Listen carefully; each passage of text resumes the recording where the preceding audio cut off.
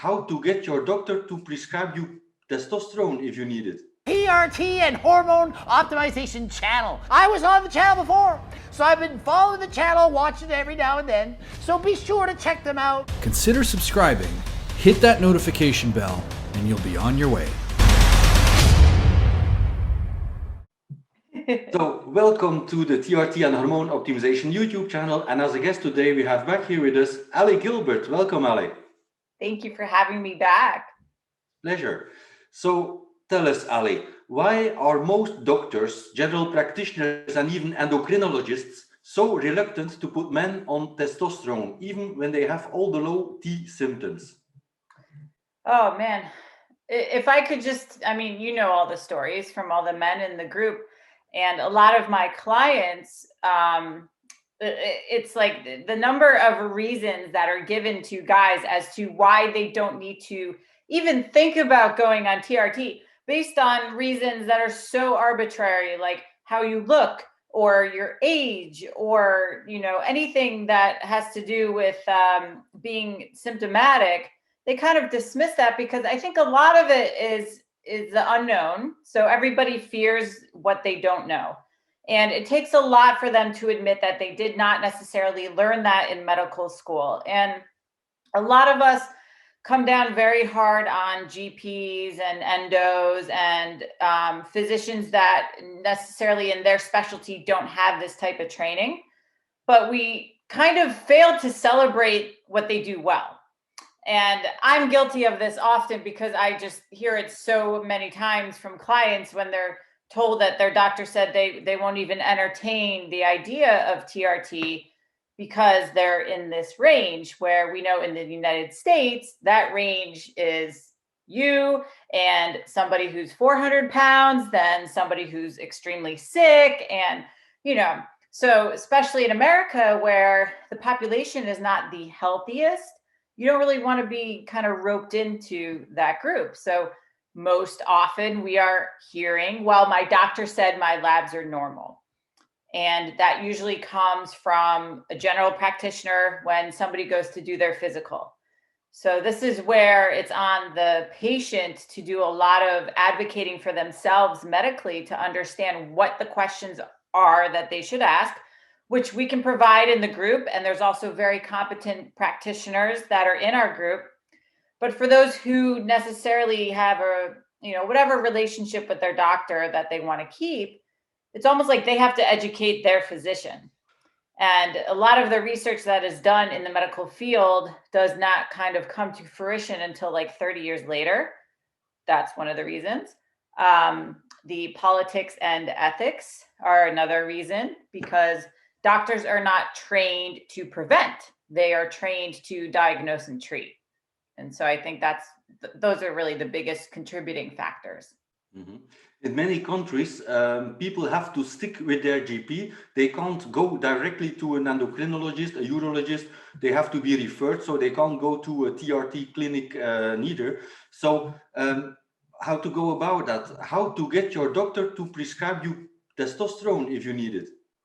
It's funny because I have clients all over the world and you hear about the challenges in each country. And it's similar to the thought of, LabCorp and Quest and different lab companies having different ranges, but we're all the same species.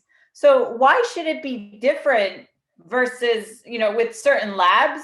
And why should it be different in different countries? It's like we're all the same human beings. We all have the same hormones, all that stuff. So I don't understand why the laws and all that stuff have to be different. So I think a big part of that is my first rebuttal, if you will, when people say my doctor won't prescribe testosterone is, okay, let's find a new doctor. Because you have every right as a man, if we're talking about men, to function as a man, to learn why you may or may not be functioning optimally as a man, and to have your lab work too. Some places won't give you lab work. I know in Canada, it's very difficult to get a copy of your lab work. In the UK, they're starting to be able to order their own. Same in Australia, they can order their own. So a lot of countries, just obtaining the actual proper labs is difficult enough. let alone having that discussion with a doctor as to, hey, I'm not functioning the way I used to, and it's really just replacing a hormone. And I think a lot of clients are afraid to talk about it too because they think it's bad because it's steroids. Where, you know, we've differentiated many different times in the group the difference between therapeutic dose and super physiological and other derivatives of testosterone that are not necessarily legal. So it's starting that conversation of why this person is experiencing XYZ. Maybe you have to provide some research or some articles that will help convince that person. And then if they're still not listening to you, it's like a relationship. You know, you're not getting what you want out of the relationship. So you got to kick them to the curb. Sometimes it takes a while to learn that and to hit a few walls before you realize, all right. But if you're not getting what you want out of something you're paying for, it's time to move on. Mm-hmm. Yeah, I saw a patient a few weeks ago, a 30-year-old man. He brought his labs with him, and he came in from something dermatological, but he knew I was into the TRT, so he asked me some advice on that too. And he said, my GP, he won't prescribe me TRT. He was on 300 nanograms per deciliter total testosterone, and yeah, he had a low libido, no drive, all the typical low testosterone symptoms. And of course, the GP said, well, you're into the normal range. If you don't sleep well, take a sleep med, a typical sleep med. If you feel depressed, take an antidepressant. And if you have no libido, take a Viagra or whatever. So the typical prescribing of all the chemical stuff that is foreign to our body, instead of just prescribing a hormone that is known by our body, is the same in the United States, I guess. Yeah, and it's you know, the questions that should be asked are lifestyle related questions.